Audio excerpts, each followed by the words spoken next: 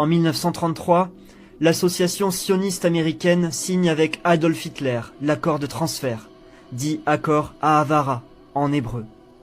Cet accord prévoit le transfert des Juifs d'Europe en Palestine et la construction d'infrastructures modernes par l'Allemagne dans ce territoire qui deviendra l'État d'Israël.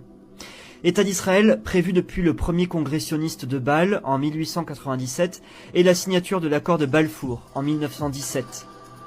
Aux commandes de cette opération, on retrouve Lord Lionel Walter Rothschild, financier de la City de Londres et premier financeur du mouvement sioniste. Pour en savoir plus sur ce sombre pacte entre nazis et sionistes, on vous invite à consulter les travaux des historiens Pierre Hillard et Jean-Claude Villa. En réalité, ces quelques familles de banquiers, les Rothschild, les Rockefeller, les JP Morgan, les Black, les Solomon, sont depuis au moins le XVIIIe siècle à la tête des banques et des institutions qui dirigent la gouvernance mondialiste. On les retrouve derrière la Banque des règlements internationaux par laquelle transitera l'ordre des nazis.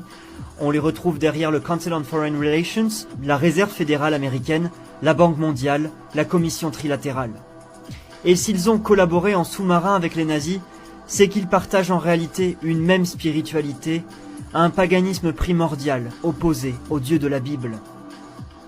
Ainsi, le terme « holocauste », qui vient du grec « holocaustos », signifie la fumée de la viande sacrificielle offerte aux anciens dieux, Moloch ou Baal, présents dans l'Ancien Testament. Ces personnes, ces familles Rothschild, Rockefeller, Morgan ou Black, sont bien co-responsables avec les nazis de la Shoah, de l'Holocauste et le massacre de 6 millions de Juifs. Ces personnes, qui se font certes passer pour juives, sont en réalité les plus grands antisémites de tous les temps.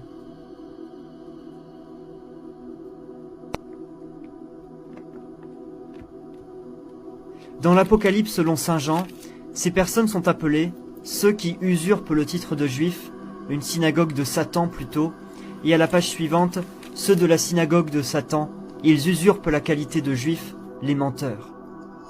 Cette spiritualité puise ses origines dans les anciens cultes, les cultes du serpent primordial.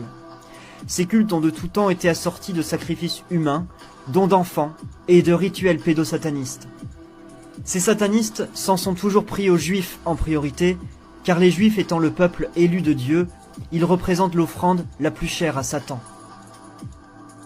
Le transfert des Juifs d'Europe en Israël continue.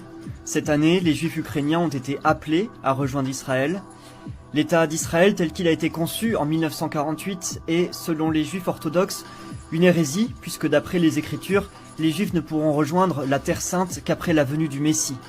Et si les satanistes ont tout fait pour établir l'État d'Israël juif moderne, c'est peut-être afin de réaliser le sacrifice suprême, car il est écrit qu'à la fin des temps, tous les pays se retourneront contre Israël, qui périra sous le feu nucléaire avant la descente du ciel de la Nouvelle Jérusalem.